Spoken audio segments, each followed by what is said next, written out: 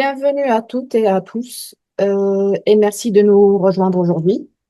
Ce webinaire rassemble le contenu des versions 4D 21R2 et 4D 21R3 afin de vous offrir une vue d'ensemble complète en une seule version, en une seule session, je veux dire.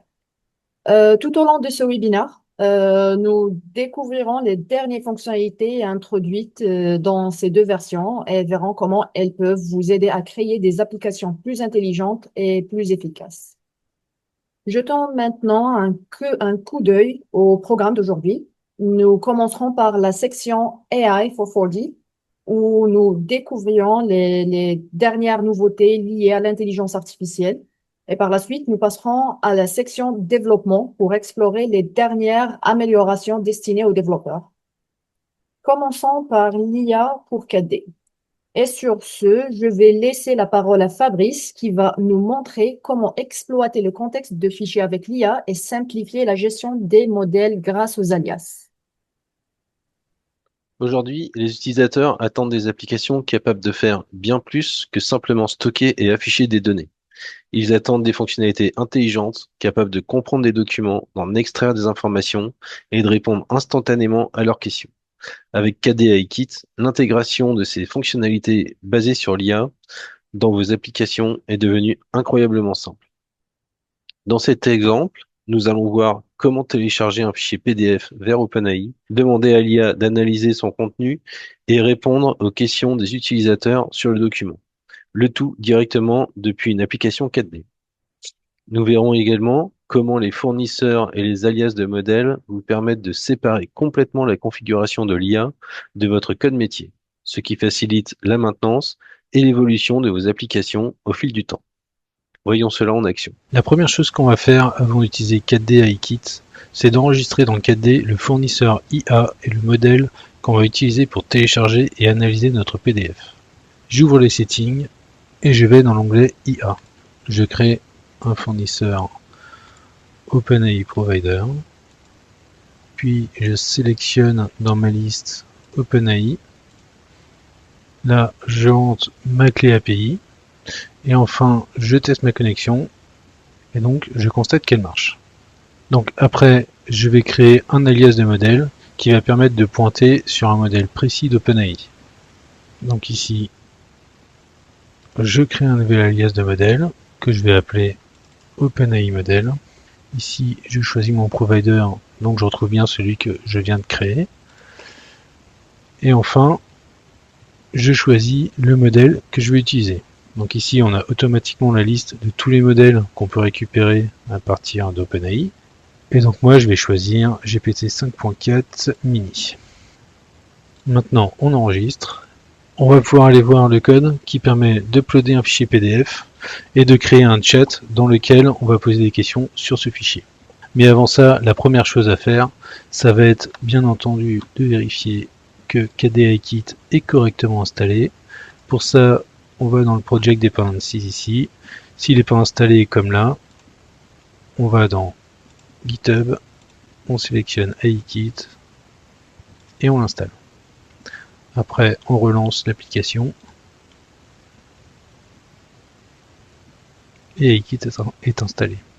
Maintenant, on va pouvoir aller regarder dans le code et le mettre à jour avec le fournisseur IA et l'alias modèle qu'on vient de créer. Donc ici, pour uploader mon fichier, j'ai besoin d'avoir le nom de mon provider. Donc on va aller dans les settings,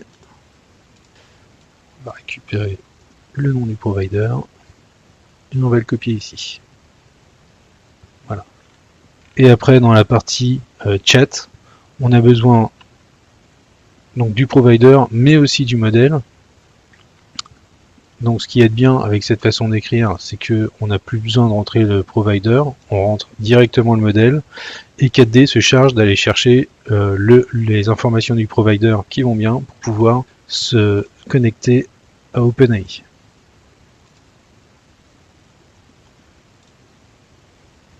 Donc je le recopie ici.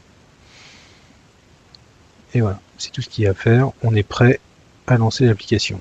Pour le reste du code, on va regarder pas à pas ce qu'il fait pendant l'exécution. Donc je lance l'application.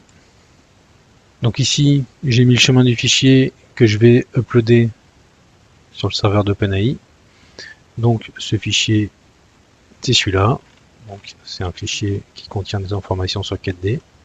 Ce PDF, on va l'envoyer sur le serveur d'OpenAI et on va lui demander après donc de l'analyser pour nous faire un résumé de ce fichier.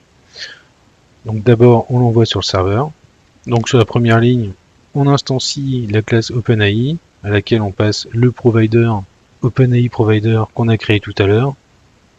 Ici, pour créer le fichier, pour envoyer le fichier sur le serveur, je lui passe le chemin du fichier et j'ajoute des paramètres pour lui dire qu'il doit garder ce fichier 1 heure maximum. J'exécute la ligne pour envoyer le fichier. Et donc là, mon succès c'est à true. Ça s'est bien passé. Ici, ce que je fais, c'est que je récupère les informations du fichier qui me sont envoyées par OpenAI. Parce que OpenAI nous renvoie donc un objet contenant des informations sur le fichier. Et notamment l'ID ici, qui va nous servir lors des conversations avec OpenAI à lui dire que c'est ce fichier-là qu'on veut lire et pas un autre. Voilà, donc maintenant que mon fichier est uploadé, je vais pouvoir ici poser ma question que je veux envoyer à ChatGPT. Donc ici, la question c'est je veux savoir de quel produit parle le fichier que j'ai uploadé. Je valide. Ici, je crée à nouveau un objet OpenAI, mais cette fois-ci, je ne passe pas de provider, tout simplement parce que le provider est compris dans le modèle ici. Donc je crée mon objet. Donc ici, je définis mon premier prompt et j'explique à OpenAI le rôle qu'il va tenir dans cette conversation. Donc dans cette conversation, il va être un assistant qui est spécialisé dans l'analyse de fichiers. Il doit me renvoyer une réponse au format texte et en anglais. Là, j'initialise mon chat avec le prompt que je viens de créer. Après, ici, je crée un objet OpenAI Message qui va contenir le prompt que j'ai écrit dans le chat, mais aussi le numéro du fichier que je vais utiliser dans cette conversation, qu'on a obtenu lors de l'upload du fichier. Ensuite, j'envoie ce message donc, qui contient le prompt et l'ID du fichier au serveur IA et j'attends la réponse. Donc évidemment, le temps peut être plus ou moins long suivant la taille du fichier ou la question que vous posez. Donc ici, j'ai bien reçu un success à true, ce qui me permet après de renvoyer donc le texte que j'ai reçu d'OpenAI. Donc là, on voit qu'OpenAI a répondu à la question qui lui a été posée et il donne la liste de tous les produits dont on parle dans le fichier PDF. Et voilà, en quelques lignes de code, on a pu envoyer un fichier PDF à OpenAI, le faire analyser automatiquement, puis afficher un résumé structuré directement dans notre application 4D. Ce qui est intéressant ici, c'est qu'on sépare complètement la configuration IA du code métier grâce aux providers et aux alias de modèles. Ça rend l'application beaucoup plus simple à maintenir et à faire évoluer. Merci à tous. Nous venons de voir comment l'IA peut comprendre et exploiter vos données avec Fabrice. Voyons maintenant comment rendre les résultats de recherche encore plus pertinents grâce au tri vectoriel dans les requêtes ORDA. Avec 4D21R2, vous pouvez désormais trier les résultats d'une requête ORDA en fonction de la similarité vectorielle et les enregistrements sont ainsi automatiquement classés selon leur pertinence sémantique. Ce qui est intéressant, c'est que vous pouvez utiliser le tri vectoriel tout en conservant vos filtres et critères métiers habituels dans la même requête. Cette fonctionnalité est disponible aussi bien avec Orda qu'avec le reste, ce qui facilite la création des moteurs de recherche intelligents, de systèmes de recommandation et d'expériences basées sur l'IA où les résultats les plus pertinents remontent naturellement en tête de liste. Et sur ce, je vais laisser la parole à Mathieu qui va nous montrer comment les schémas JSON permettent d'obtenir des réponses IA plus fiables et plus prévisibles. Bonjour à tous. Effectivement, comme Basma vous l'a suggéré, aujourd'hui, je vais vous montrer une solution à l'un des gros points de friction quand on développe avec de l'IA, c'est-à-dire son imprévisibilité. Nous allons explorer le rôle clé que jouent les schémas JSON pour obtenir des réponses fiables et structurées de la part des modèles d'IA. Pour rendre tout cela concret, je vais vous présenter une application de démonstration dans laquelle un agent IA analyse de façon autonome les données entrantes et propose des actions validées en temps réel. À la fin, vous verrez comment une IA prévisible permet de servir vos clients à la fois plus vite et de manière plus pertinente, tout en augmentant votre chiffre d'affaires au passage. Alors, entrons dans le vif du sujet tout de suite. Dans cette démonstration, je vais illustrer un blog post récent de Vanessa au sujet de comment rendre l'IA prédictible et du rôle clé joué par les JSON Schema. Dans 4D21R3, nous avons mis à jour la commande JSON Validate pour qu'elle puisse prendre en compte le JSON Schema Draft 2020-12 et donc cela va vous permettre de pouvoir valider des JSON beaucoup plus riches qu'auparavant, notamment avec des dates, notamment avec de la syntaxe beaucoup plus élaborée. Et là où c'est intéressant quand on travaille avec de l'IA, c'est qu'on va pouvoir, et c'est très bien expliqué dans le post de Vanessa, on va pouvoir beaucoup mieux interagir avec des modèles d'intelligence artificielle. Alors, je vais vous le montrer grâce à cette application de démonstration. C'est une application qui sert à une société internationale de gestion d'événementiel. Cette société, elle organise pour ses clients des événements dans des localisations situées partout dans le monde, et ces localisations, ça peut être des théâtres, des amphithéâtres, des parcs, ou en tout cas des lieux de cérémonie, et ils peuvent être ces événements soit en intérieur, soit en extérieur. Voilà. Et pour chaque événement, cette société, elle va packager des services de repas, des services ici communication, de divertissement, d'ameublement, etc., etc. Voilà. Et on va retrouver ici ces événements par client. Dans la démo, vous en retrouverez à peu près 250. Et chaque événement est prévu avec une certaine météo en tête. Là, on a prévu par exemple cet événement en intérieur, donc la météo n'influe pas, mais par exemple celui-ci, il a été prévu avec du grand soleil en perspective, celui-ci du grand soleil et des températures chaudes. Donc on aura probablement, si je le regarde ici, voilà, de la climatisation par exemple. Donc, dans un premier temps, on voit ici dans cette colonne que sur certains événements, mon client peut m'interpeller et me demander des modifications. Ça, c'est une première chose, c'est un premier événement qui peut arriver sur cet événement prévu.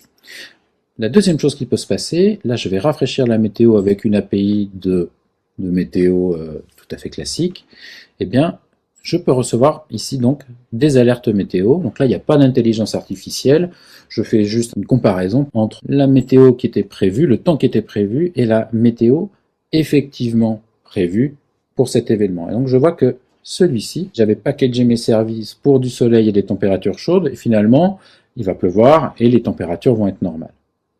Donc on va ouvrir cet événement. On voit ici la liste des services qui sont proposés et le budget de l'événement 34 000 €. Et je vais exécuter mon agent d'intelligence artificielle et il va me proposer deux actions ici possibles sur cet événement après analyse des services et de la météo. Ces deux actions, en fait, l'IA me les a retournées au format JSON et je les ai validées avec un schéma. Voilà.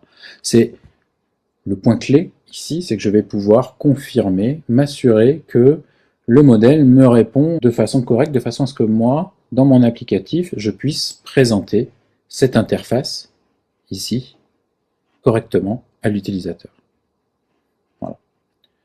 Eh bien, on va exécuter et on va voir. Je vais ouvrir en même temps le petit fichier de log pour que vous puissiez voir ce qui va se passer. Voilà. Et on va par exemple remplacer les systèmes de climatisation, que par exemple cette ligne-là, par des protections contre la pluie. Et donc on va regarder ça. Et là, l'IA va toute seule solliciter mon catalogue de services, évaluer les services qui sont déjà prévus, et puis compléter ou remplacer en fait des prestations. Et elle va me proposer d'elle-même des nouveaux services. On va les voir apparaître dans l'application dans quelques secondes. Voilà. Le résultat ici, c'est que le modèle a déduit de lui-même qu'il pouvait retirer la climatisation ici et le chauffage du patio extérieur, par exemple, et il le complète par ces éléments-là. La balance, elle est positive pour moi, donc je vais faire du business en plus, c'est-à-dire que en plus de mieux servir mon client, en plus d'anticiper les choses pour que son événement se passe dans de bonnes conditions, eh bien, je vais, moi, faire davantage de chiffre d'affaires. Donc, je peux ici préparer avec l'intelligence artificielle, encore une fois, un email de confirmation. Et si mon client est d'accord, eh bien, je confirme. Et là, l'agent re-analyse l'événement et il estime ici que il y a encore des choses à faire en fait. Et cette liste d'actions, elle va évoluer avec le temps. Donc je vais l'exécuter encore une fois et on va regarder ici dans le log qu'elle continue ici de se dérouler. Et donc là, j'ai l'IA qui vient interroger mon catalogue de services. Donc cette interrogation, elle se fait via du tool calling. J'en ai déjà parlé dans plusieurs webinaires précédents, on ne va pas revenir dessus, mais en tout cas, le modèle interroge mon catalogue de services et cherche les prestations adéquates par rapport à l'action qui est demandée ici. Voilà. L'impact est calculé.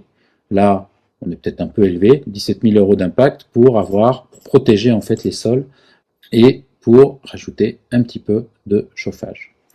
Et évidemment, ces deux actions, ici, ces deux propositions d'ajout de service, elles me sont proposées encore sous forme de JSON que je valide avec un JSON Schema. Voilà.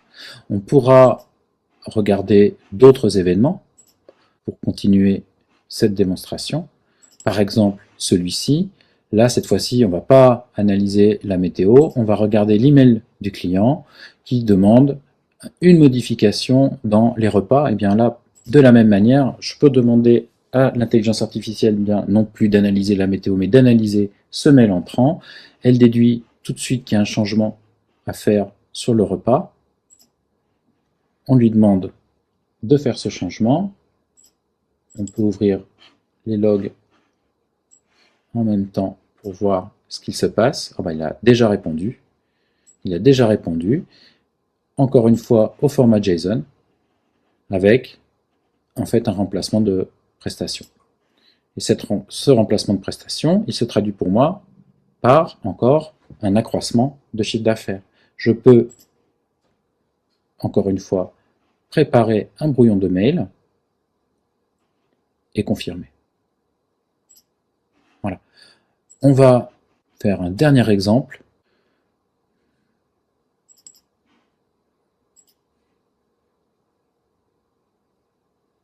Voilà. Là, c'est un exemple un peu plus élaboré où cet emplacement, la villa d'Est, ici, elle a une option en intérieur. En fait, là, l'événement, il est prévu pour de l'extérieur, à 2000 €, mais donc de la pluie est attendue alors qu'on avait prévu du beau temps. Très vite, il faut que je réagisse, que je propose à mon client ici cette option. Alors, on a vu tout à l'heure qu'on pouvait rajouter des protections contre la pluie, mais il y a probablement plus simple. On peut ici proposer de passer en intérieur. Donc je vais faire cela. On va ouvrir ici le fichier de log pour voir ce qu'il se passe. Donc on voit que l'IA travaille ici en arrière-plan. Et là, l'action est un peu plus complexe. On va demander à l'IA de retirer la prestation d'événement en extérieur et de retirer toutes les prestations qui ont lieu à l'extérieur et de remplacer tout ceci par un événement en intérieur. Mais moi, je souhaite conserver mon chiffre d'affaires. Je souhaite pas perdre d'argent. Donc, on va demander à l'intelligence artificielle de compléter par des services ici. Donc, c'est ce qu'on voit. Elle a été très intelligente ici. On a retiré l'option extérieure. On a retiré les éléments extérieurs. ici, et on a complété, on est venu compenser le budget, et j'ai même travaillé le prompt en fait de l'IA pour ici qu'elle sorte un impact toujours, on va dire, 10 ou 20% supplémentaire. Donc, ce service que je propose à mon client, et là, je peux tout de suite lui écrire un email. Je peux dire, voilà, cher client, on avait prévu du beau temps, il va pleuvoir, je te propose de reconfigurer ton événement de telle manière. Voilà. Donc, je voulais conclure là-dessus.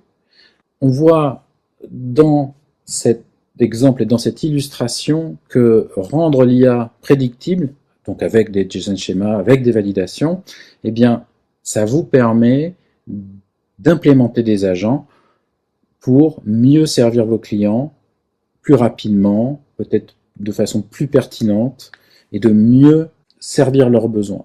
Et en plus de cela, pour vous, de générer davantage de revenus.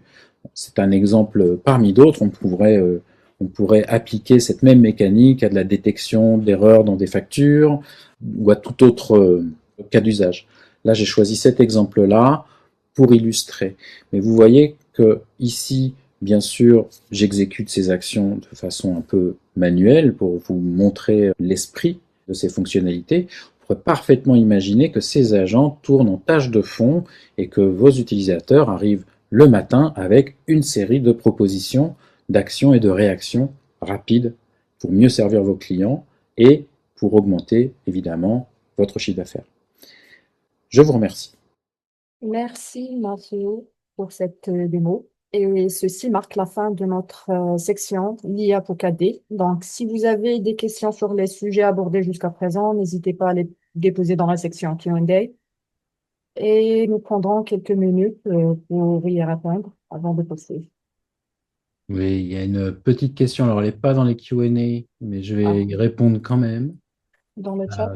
Oui, elle est dans le chat, mais je pense que c'est une question importante, même si elle revient. Je pense que cette question, elle revient presque à chacun de nos webinaires quand on fait des démonstrations sur l'IA. Donc, c'est pour ça que je vais y répondre une fois de plus, mais il faudrait que, enfin, c'est quelque chose qu'il faut vraiment intégrer. La question, c'est est-ce que l'exemple là que j'ai montré, effectivement, la démo, j'ai beau parler français, mais les exemples et la base de données que je pense que je partagerai, les données sont en anglais, bon, c'est pour faciliter la démo. Bien sûr qu'on peut implémenter exactement la même chose en français, pourvu qu'on ait des données en français.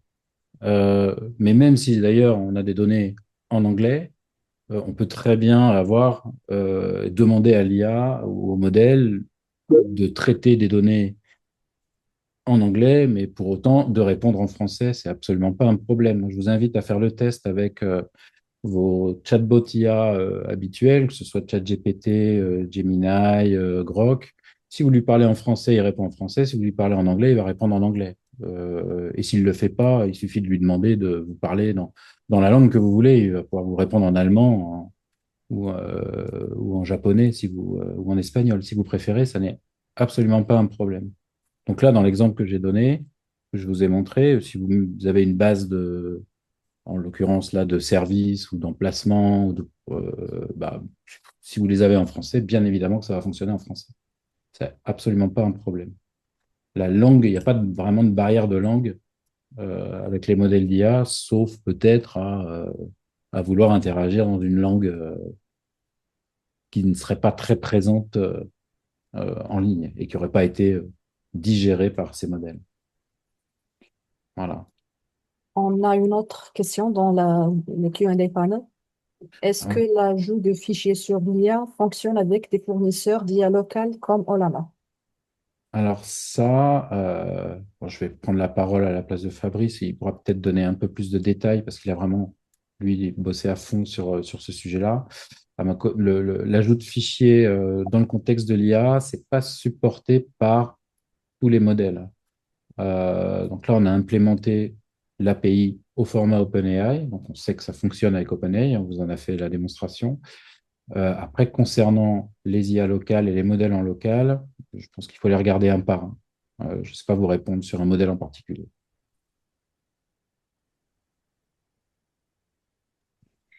Ouais, en fait, alors, juste pour compléter, nous, on a fait des tests. Pour l'instant, on a vu que ça marchait bien avec OpenAI et qu'avec les autres, il n'avait pas forcément encore implémenté Hmm. cette API. Donc avec OpenAI, c'est sûr, ça marche. Avec les autres, de ce qu'on a testé, ça marche pas pour l'instant.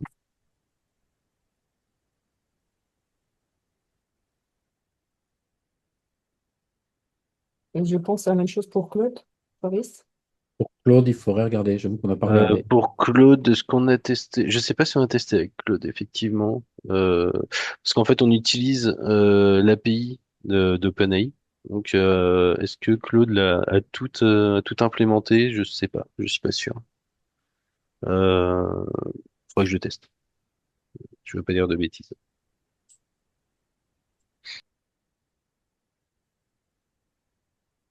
On va faire tous les modèles, je pense, dans les questions. On va résumer. Nous, on l'a beaucoup testé avec OpenAI. Ce sont eux qui mettent à disposition cette API-là et ça fonctionne bien chez eux. On peut peut-être faire, hein, avec Fabrice, peut-être que on pourra donner un feedback sur le forum, sur d'autres modèles qui supporteraient ça. Je vois qu'apparemment, ça suscite de l'intérêt. Donc, on pourra le regarder. Très bien. Ouais. Euh, Question? Est-ce que vos datas sont déjà vectorisées pour l'IA? Alors, je suppose que la personne qui pose la question parle des données que j'ai montrées euh, dans la partie démonstration là, de l'agence événementielle. Alors, oui, je ne le montre pas dans la démo, mais avant de pouvoir interagir là avec le modèle, il y a une petite phase, mais c'est fourni dans la démo où on vous demande de vectoriser. La vectorisation, elle peut se faire soit avec OpenAI en ligne, soit vraiment la partie la plus simple à vectoriser, enfin à faire en local. Vous verrez la démo, vous pouvez la paramétrer pour vectoriser comment dire, en local. Et vous pouvez après interagir avec un modèle d'IA en ligne pour la partie plus raisonnement. C'est pas un problème. Voilà. La vectorisation, elle est nécessaire pour que l'IA puisse aller scanner efficacement le catalogue de services. Je ne l'ai pas détaillé dans la démonstration, mais l'outil, le tool que je mets à disposition du modèle, il va faire une recherche vectorielle dans le catalogue de services. C'est plus efficace que s'il devait faire des recherches par mots-clés, puisqu'il peut, on voit hein, dans la démonstration qu'une action, ça peut être rechercher des protections contre la pluie, et grâce à ça, il va trouver par exemple des tentes ou des auvents ou des protections pour les sols. Et il est capable du coup de ressortir des services qui ne sont pas nommément appelés protection contre la pluie ou qui n'ont pas dans leur nom le mot pluie, quoi. Voilà. C'est ce qui rend la recherche efficace.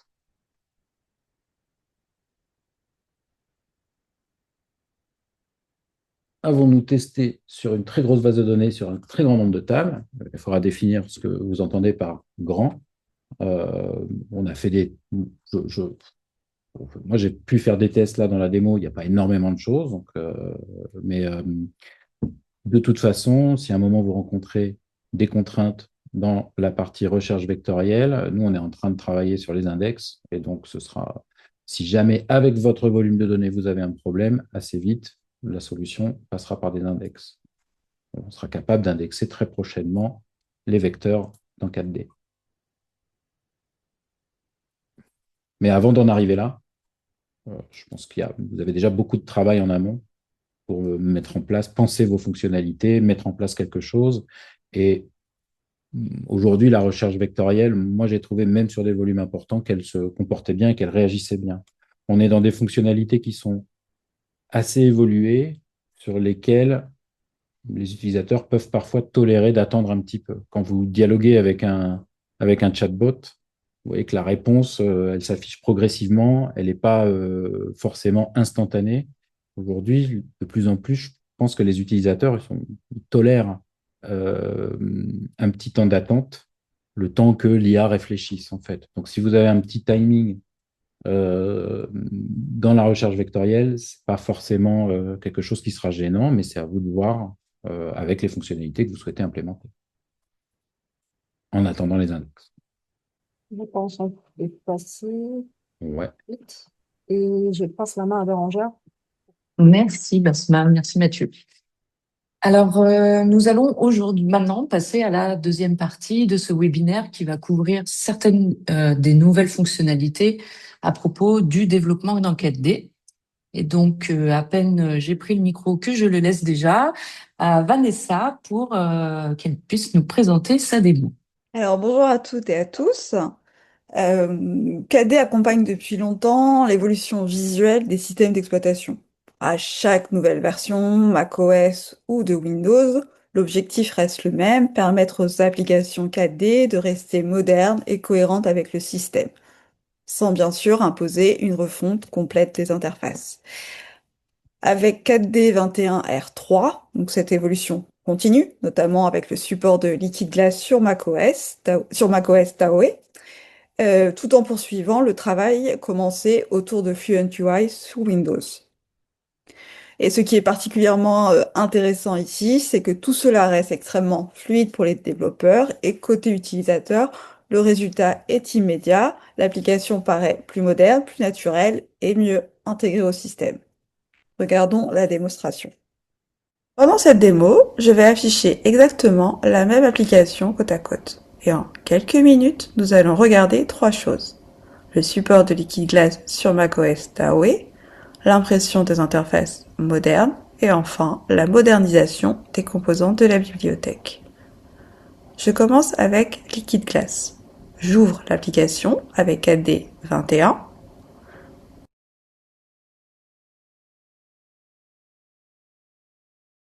Et je lance exactement la même application, mais cette fois avec 4D 21R3.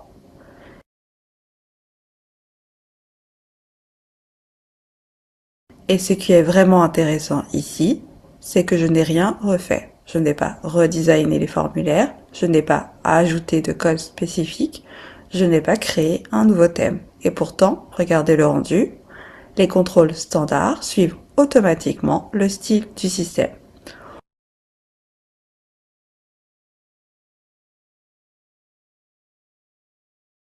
On retrouve le nouveau style de bouton avec des bordures très arrondies, ici dans cette boîte de dialogue d'avertissement.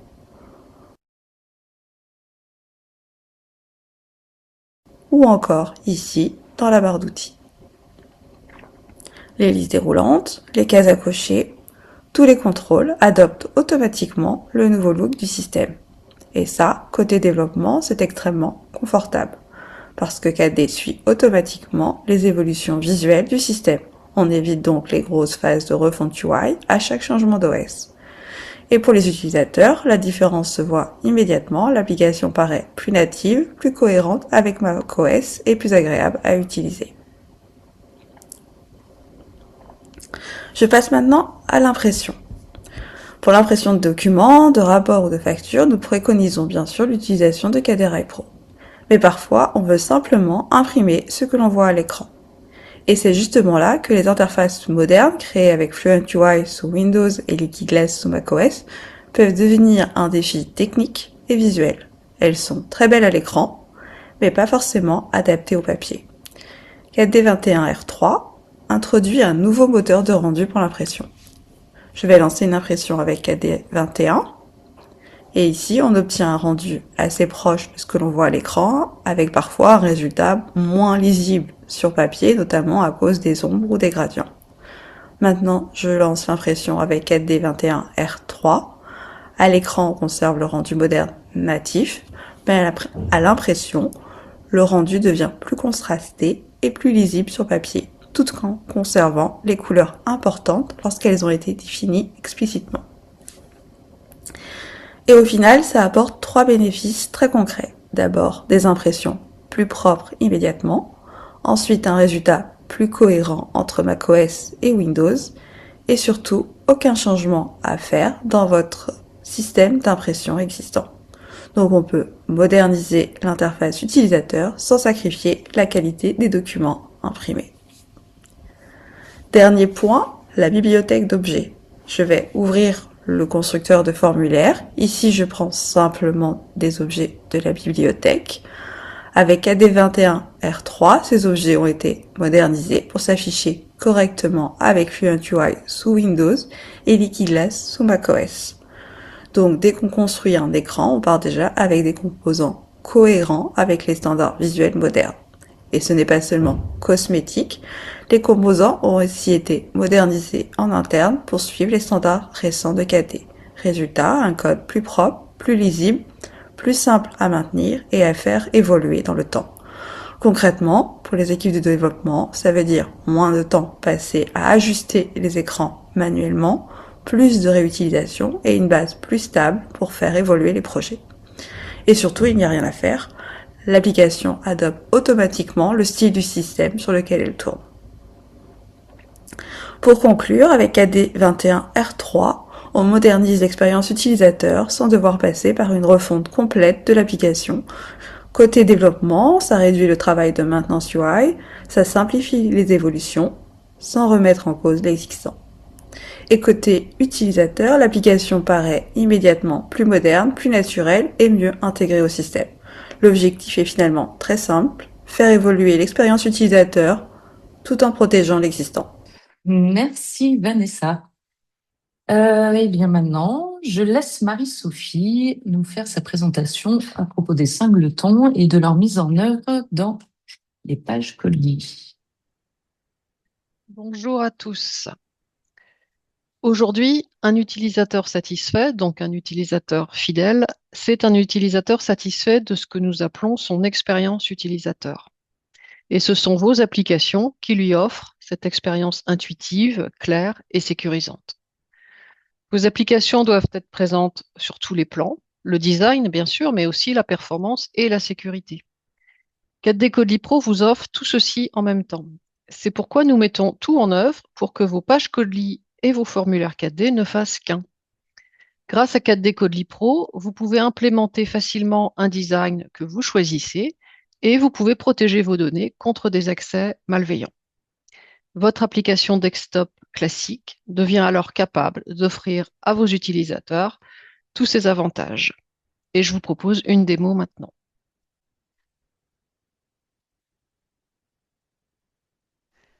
Bienvenue dans cette démo.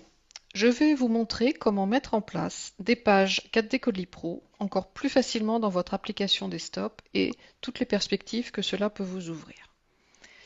Donc je vous montre la démo. C'est une application ouverte en client-serveur. Donc vous voyez le 4D serveur ici à gauche et là le client. Donc j'exécute le client. C'est une application qui permet de visualiser des produits. Donc vous pouvez les visualiser avec une listbox classique que vous connaissez bien et vous pouvez également les visualiser comme ceci sous forme de mosaïque. Donc cette partie-là, c'est une web area qui vient charger une page 4D Codely Pro. Donc cela vous offre plus de possibilités au niveau du design. Vous pouvez implémenter rapidement et facilement de façon WYSIWYG, donc what you see is what you get, le design que vous aurez vous-même élaboré. Ici, j'ai choisi de mettre en place une matrice avec une vignette pour chaque produit. 4D Codely Pro vous apporte aussi des custom components prêts à l'emploi, comme par exemple des cartes géographiques qui permettent de localiser une adresse. Donc ce type de composant n'existe pas en 4D natif. Vous pouvez également mettre en place un design responsive, comme je l'ai fait ici. Donc un design comme ceci, responsive sous forme de mosaïque, c'est assez complexe à mettre en œuvre dans 4D sans 4D Codely Pro. Donc vous avez ici une réelle valeur ajoutée au niveau du design. Et de plus, sachez que ces mêmes pages 4D Codely Pro pourront être réutilisées et exécutées dans un navigateur web si plus tard vous souhaitez mettre à disposition de vos utilisateurs un accès à votre application depuis un navigateur. Et pour ceux qui se posent la question, donc je vous montre ici sur le 4D serveur que on a une seule licence de consommer.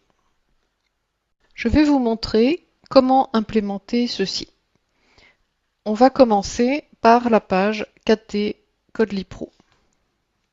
Donc pour implémenter cette page 4D Codely Pro, donc je vais dans l'Explorer et vous voyez que dans les Forms, on a un répertoire Codely Pages qui nous permet de commencer à créer nos pages 4D Codely Pro.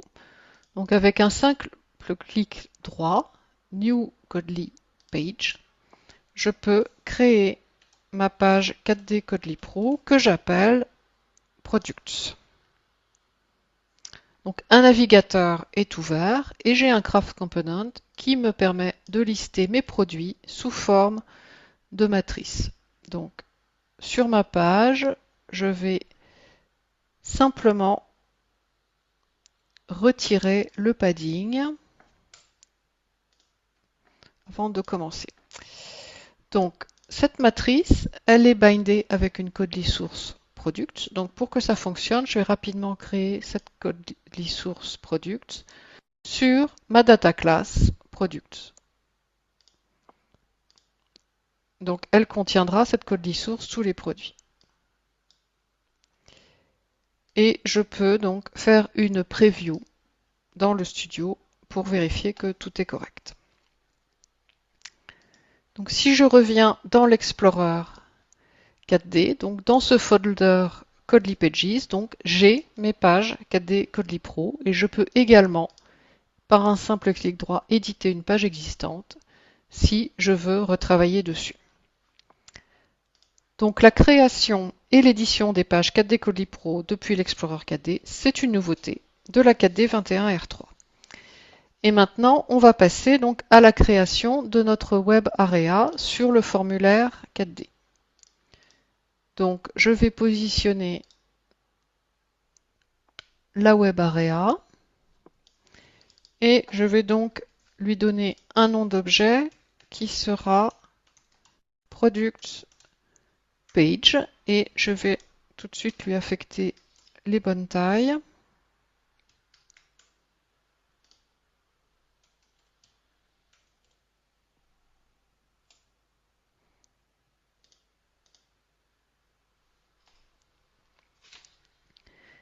Et sur ce bouton, donc clic sur ce bouton View Product, on appelle la fonction View Product du formulaire. Ce formulaire, il est géré par une classe de formulaire ProductsForm. Et dans cette fonction View Product, donc quand on visualise les produits via une page 4D Codely Pro, on appelle notre fonction Display Products in Codely Page. Donc on va implémenter cette fonction ensemble. Donc je copie-colle le code et je vous l'explique pas à pas. Donc on utilise pour charger notre page des Codely Pro dans la Web Area la commande WA OpenURL que vous connaissez, mais au préalable on construit l'URL de notre page. Donc l'URL, c'est le préfixe de l'URL de notre serveur auquel on ajoute le préfixe de l'outil de rendering des pages Codely.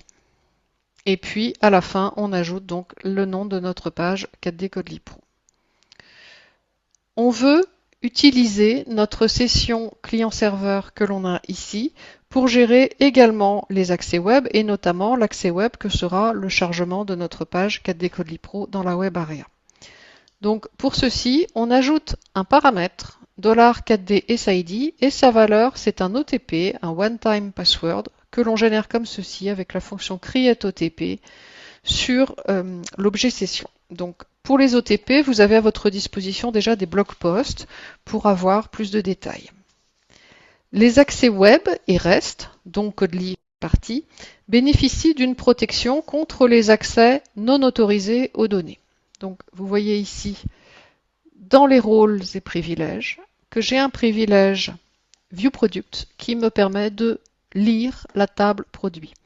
Donc si ce privilège n'est pas dans la session, je ne pourrai pas lire la table produit. Donc je retourne ici et je vous propose d'abord de faire un premier run sans s'occuper du privilège et on va voir ce qui se passe. Donc pour voir les produits dans la list box, donc il n'y a aucun problème puisque en client-serveur on n'a pas ce système de permission. Par contre, si je visualise mes produits donc dans ma page 4D CodeLibPro, donc ça ne fonctionne pas parce que je n'ai pas le privilège View Product dans ma session. Donc maintenant, on va décommenter cette ligne. Donc pour mettre ce privilège View Product dans ma session, donc j'ai un singleton Session Utilities donc qui est créé ici.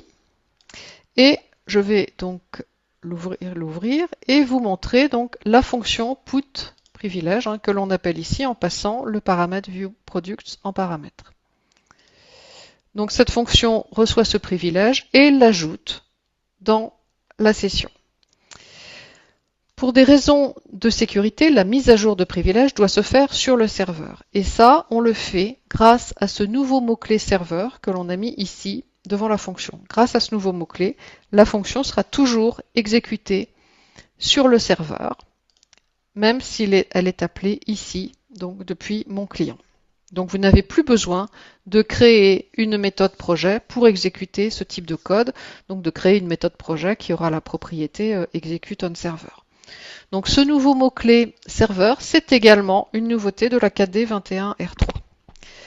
Pour travailler avec ma session, vous voyez que j'utilise un session singleton, car son instance est partagée par tous les process de la session courante. Donc c'est donc le bon type de classe à utiliser pour faire ce type d'action. Donc vous voyez que le session singleton permet d'étendre la commande session. Et donc si je refais un autre test, donc rien de changé ici pour la listbox, et ici donc je peux charger ma page 4D CodeLibPro donc dans ma web area. Donc en conclusion, vous voyez que la mise en place des pages Codely dans votre application desktop est très simple. 4D CodeLibPro vous apporte donc des avantages au niveau design et une gestion de rôles et privilèges très modulaire, complètement centralisée au niveau de l'accès aux données lui-même, pour protéger vos données et fonctions contre des accès non autorisés. Donc ce que vous n'avez pas en client-serveur. Donc n'attendez plus pour mettre en place vos pages 4D CodeLibPro, car 4D CodeLibPro, c'est 4D, et je vous remercie d'avoir assisté à cette démo. Alors pour continuer un petit peu sur le même sujet, on va voir maintenant la fonctionnalité suivante qui élimine une grande partie en fait de la gestion technique un petit peu inutile entre le client et le serveur. Donc dans des applications client-serveur, chaque utilisateur connecté dispose déjà d'une session dédiée sur le serveur.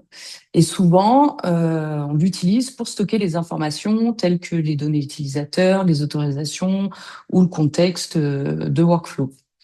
Mais jusqu'à présent, si vous souhaitiez accéder à cet objet session depuis un 4D client, vous deviez créer, pareil, une méthode qui s'exécute côté serveur uniquement pour récupérer ces informations de session. Donc maintenant, avec 4D21R3, c'est plus nécessaire de faire cette méthode qui s'exécute côté serveur, mais la commande session peut désormais être appelée directement depuis le 4D client et renvoie automatiquement donc son propre objet de contexte de session.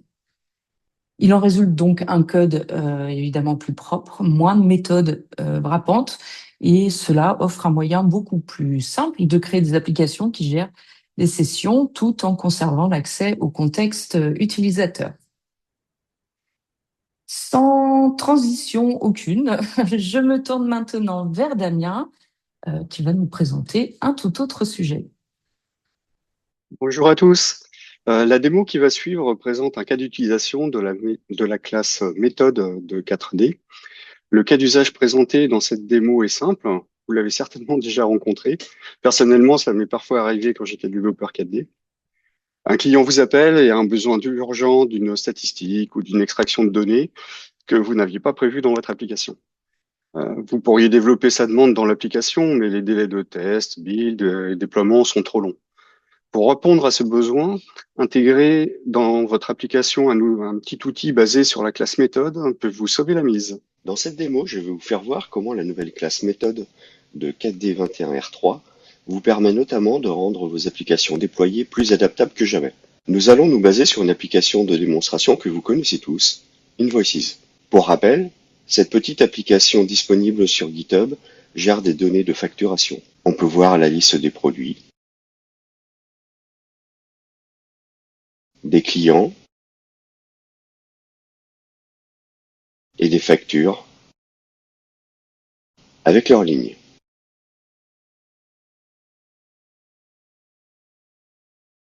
Dans cette application, j'ai ajouté un dialogue permettant de gérer du code 4D en vue de l'exécuter.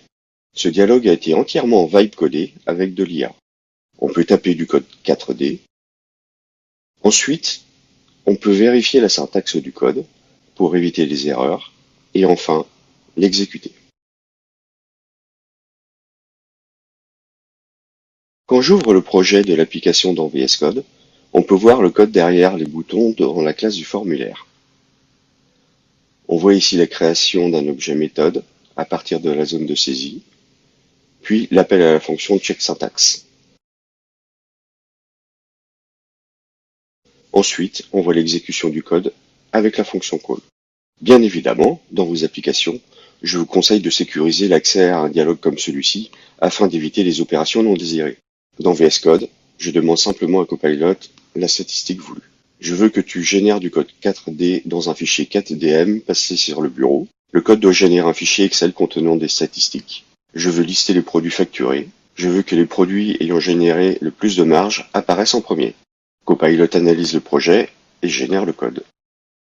Ok, je retourne dans mon application Invoices.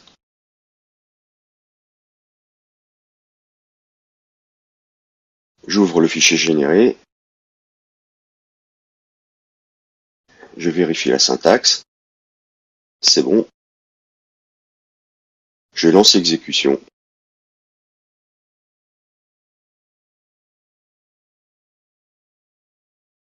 Qui ouvre Excel avec le fichier généré. Ça a l'air bien. Les produits sont bien ordonnés par marge. Ah oui, mais je ne veux pas les colonnes avec les taxes.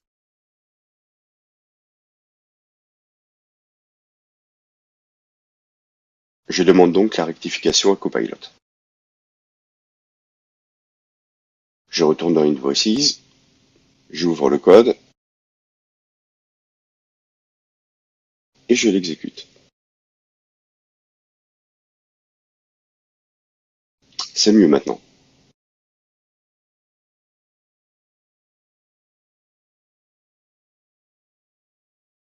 Ah mais non, mon client veut un tri sur le taux de marge et non pas sur la marge globale.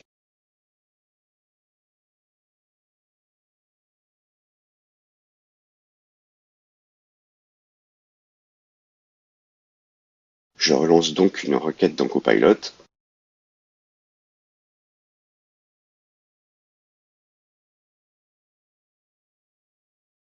J'ouvre le code. Je l'exécute. Ok, le tableau est parfait maintenant. Je peux lui envoyer le fichier pour qu'il l'exécute sur son application en production.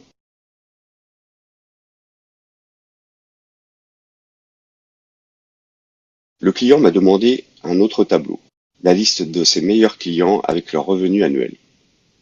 Encore une fois, l'IA va me générer le code adéquat. Je l'ouvre dans Invoices.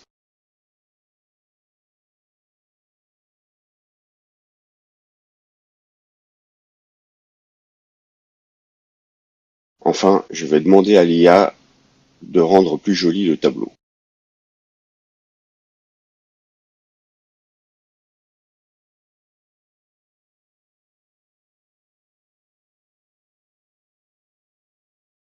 J'ouvre le code modifié et je l'exécute. Ah, le résultat n'est pas celui que j'attendais. Il faut que je précise ma demande.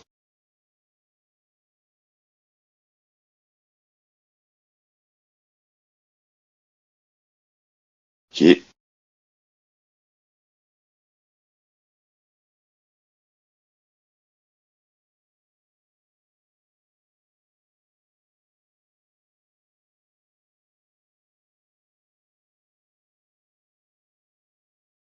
J'ouvre le tableau.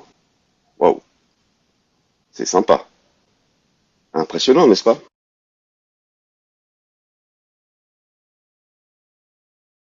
Ah, je voulais vous faire voir un autre truc sympa avec la classe méthode. C'est le debug, même dans une application compilée. Je rajoute un trace et j'exécute le code. On voit le debugger apparaître et je peux inspecter l'exécution comme dans 4D. C'est très utile pour mettre au point le code.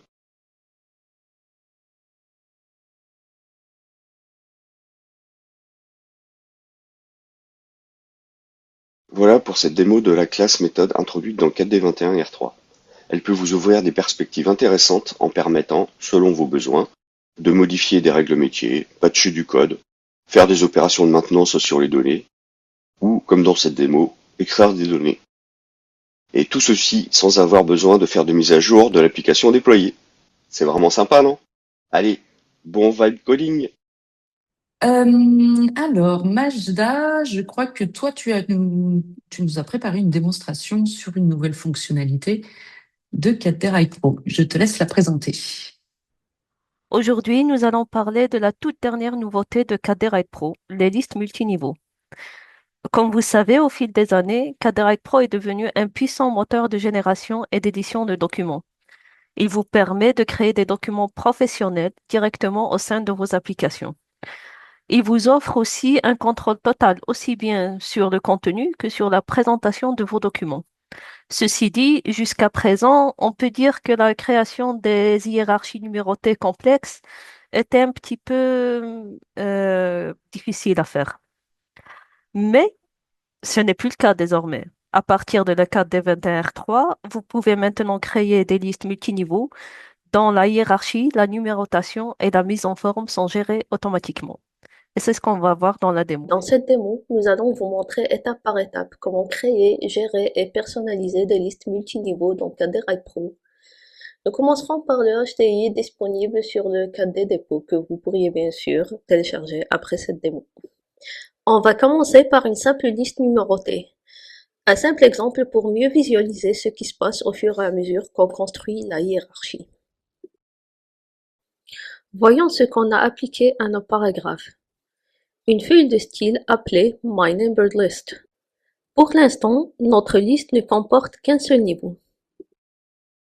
Donc, ajoutons un autre en appliquant la nouvelle action standard ListLevelAppend. Si on déploie le menu une autre fois, on va constater qu'une nouvelle feuille de style a été ajoutée, MyNumberedList2. Elle est liée à notre feuille de style originale. Après la création du deuxième niveau, on peut désormais augmenter d'un niveau en utilisant la nouvelle action standard ListLevelInc. Bien sûr, comme on peut augmenter d'un niveau, on peut aussi diminuer d'un niveau. Et on a une nouvelle action standard pour ça, ListLevelDuck.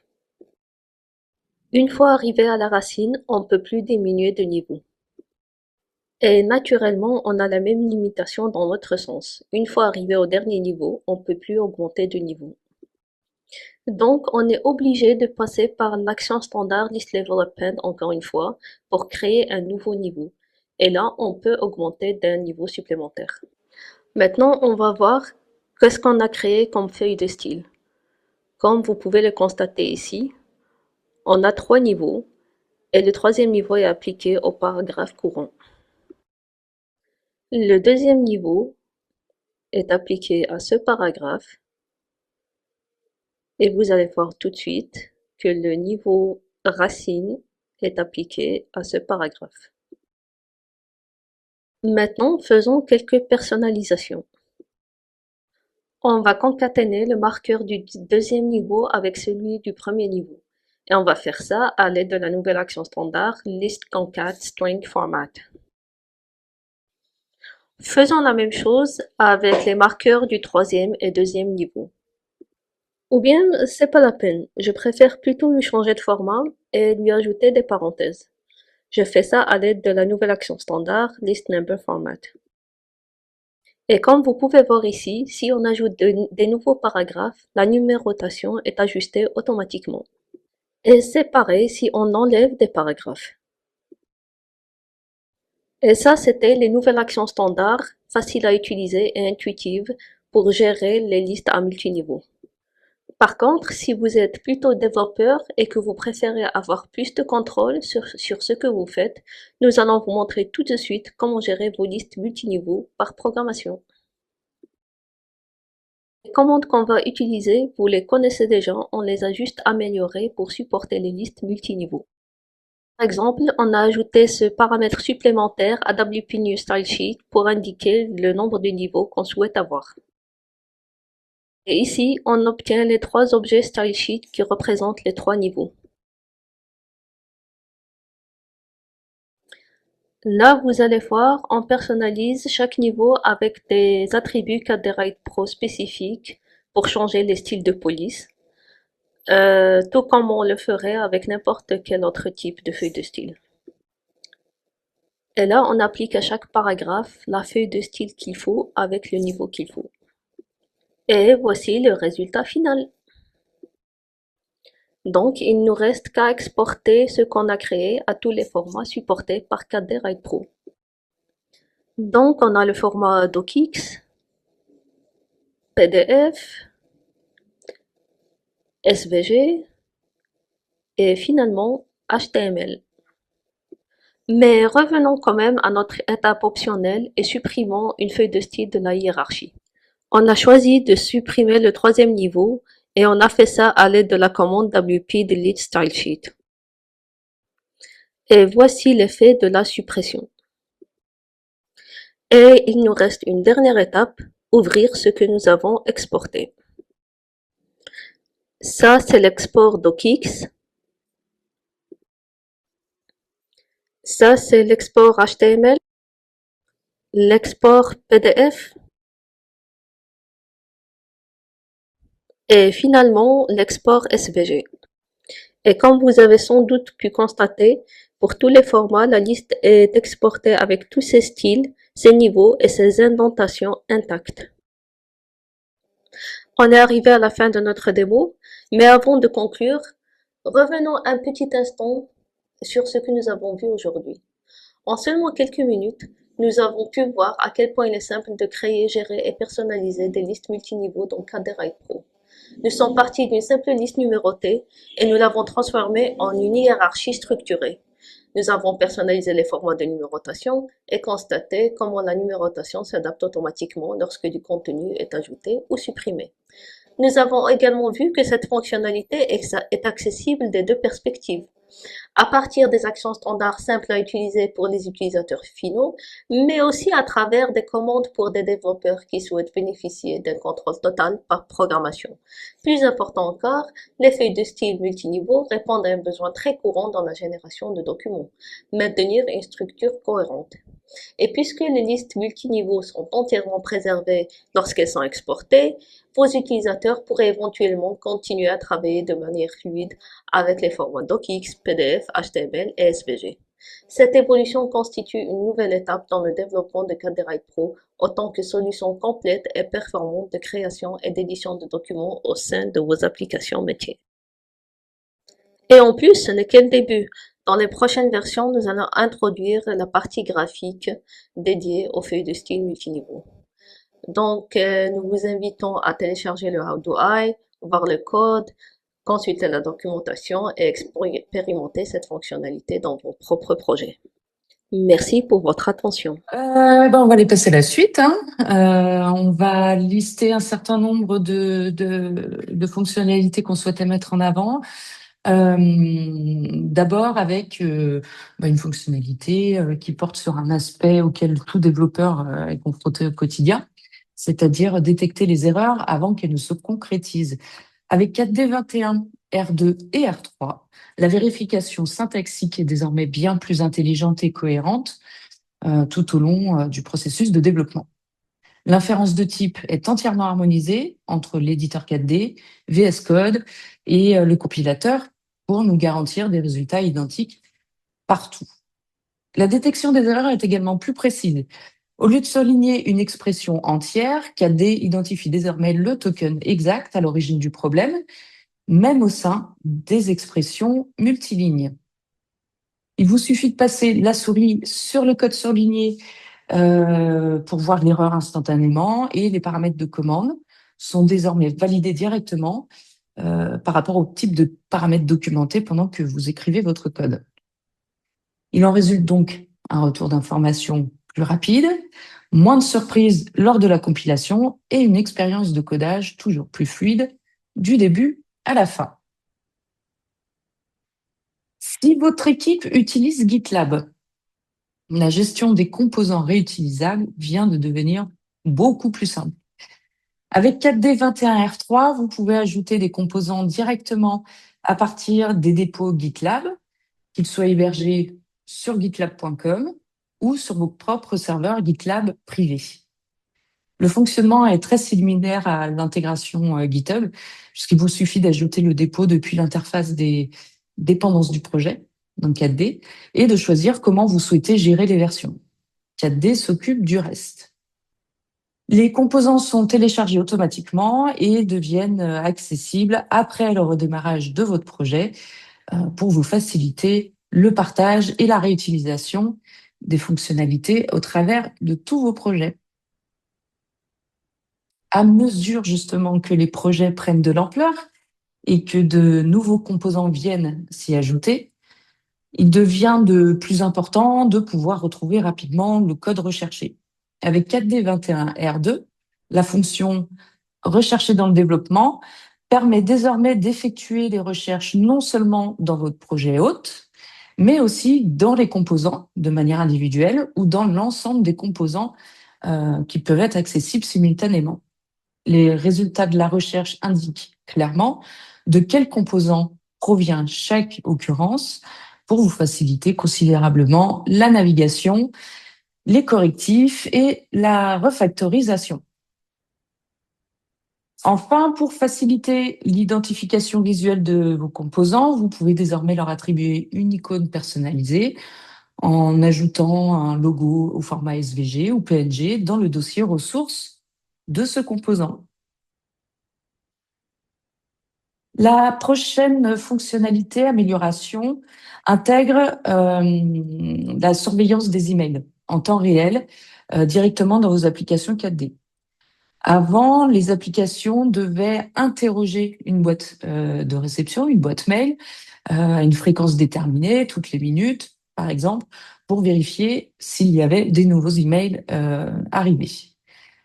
Avec IMAP Idle, ce nouveau modèle change du tout au tout, puisque au lieu de demander au serveur si un événement s'est produit, c'est le serveur lui-même qui vient avertir votre application dès que vous avez un nouvel email, un nouvel événement. Vous pouvez donc désormais réagir instantanément à l'arrivée d'un nouvel email, à la suppression d'un message, ou même à la mise à jour des indicateurs de messages, les petits drapeaux, grâce à des rappels d'événements qui sont à des callbacks en fait, qui sont directement dédiés. Il en résulte donc une expérience forcément utilisateur plus réactive, une réduction du trafic réseau inutile et une approche plus épurée de la synchronisation avec les emails qui est donc basée sur les événements. Cette dernière fonctionnalité présentée simplifie grandement l'authentification sécurisée sur Windows et sur macOS, puisqu'avec 4D21R3, les requêtes HTTPS peuvent désormais utiliser donc des certificats stockés directement dans le trousseau macOS, venant ainsi compléter la prise en charge existante du store de certificats qu'on avait sur Windows. Donc, le plus intéressant, c'est qu'en fait, rien ne change dans votre code puisqu'il vous suffit de référencer le certificat par son nom à l'aide de l'attribut store certificate name et 4D le récupère automatiquement dans son propre store du système d'exploitation. Cela donc signifie que vous n'avez plus de fichiers de certificats sur le disque à gérer, pas de logique spécifique à la plateforme et pas d'implémentation distincte entre Mac et Windows. Voilà pour cette partie développement. Si vous avez des questions, c'est le moment. N'hésitez pas sur les forums Discuss justement aussi à engager les sujets. On a une question peut-être que je peux reprendre. Une personne là, nous demande est-ce qu'il est mieux, c'est suite à la démo Marie-Sophie. d'intégration, voilà, d'un formulaire Codely dans une application desktop. La personne demande, est-ce qu'il est mieux de faire une vue spécifique pour l'affichage des produits là, sous Codely et de laisser le reste dans un formulaire classique, ou bien de faire l'intégralité du contenu du formulaire sous Codely? Euh, je pense que là, c'est vraiment une décision architecturale, en fait. Et ça dépend, je pense, comment vous vous projetez par rapport à une webisation de votre application. Si vous voyez que dans un futur proche, vous avez envie de vraiment proposer toute votre application avec un accès dans un navigateur web, il faut peut-être penser à faire l'intégralité du contenu du formulaire sous Codely. Si vous voulez y aller beaucoup plus progressivement et garder les deux, peut-être que là, faire que des parties spécialisées et les intégrer dans le reste de votre application, c'est probablement mieux. Je pense pas qu'il y ait une bonne réponse à ça. Je me demandais quelle était l'utilité de mixer les deux. Est-ce qu'il y a des choses plus faciles à faire sous 4D pur? Alors, l'utilité de mixer les deux,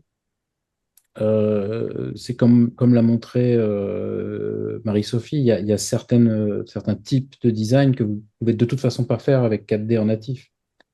Là, on a montré une matrice. Alors, c'est possible en 4D, mais natif, mais ça reste assez compliqué. Il faut sortir un peu d'huile de coude. Mais si vous voulez une carte et positionner des éléments sur une carte, vous ne pourrez pas le faire en 4D natif. Il vous faudra une web area et Codely vous permet de faire ça rapidement. Et il y a pas mal de, si vous voulez, un agenda, un calendrier, c'est pareil, il y a des composants qui permettent de faire ça en Codely. Donc, il y a des situations dans lesquelles, de toute façon, en 4D pur, ça reste compliqué. Voilà, c'est la façon, ça c'est la raison pour laquelle on vous propose ça, de pouvoir intégrer des morceaux de UI Codely dans du desktop 4D. Et bien sûr, à la fin, de proche en proche, si vous le souhaitez, vous pouvez tout proposer en web ou continuer de proposer les deux. C'est vraiment, je pense, pour le coup, un choix d'architecture, un choix de qu'est-ce que vous voulez comme ergonomie pour vos utilisateurs. Voilà, je pense qu'il n'y a pas... Il y avait une petite confusion sur Fluent UI. Fluent UI, c'est le nom du design system chez Microsoft, et Liquid Glass, c'est le nom du design system plutôt chez Apple, chez macOS. Voilà. Et on propose les deux.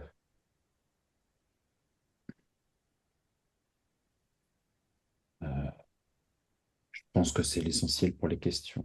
Après, il y a pas mal de questions très précises sur Fluent UI. Oui, c'est ça, sur Fluent UI et Liquid Glass, mais je pense qu'elles ont été répondues.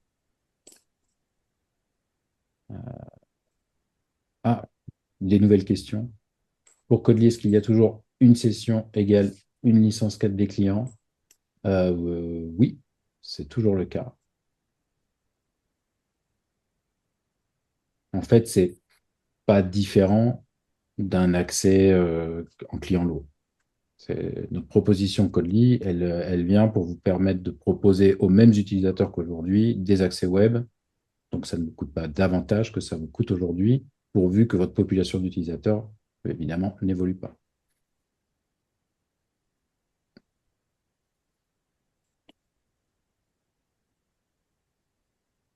Question, 4D View Pro est-il accessible depuis 4D Codely Pro? Aujourd'hui, non, on y pense très fortement. Je crois qu'il y a une demande de feature sur le forum là-dessus. Si cela vous intéresse, allez voter. Voilà, on y pense très fort. Il ne manque que des votes.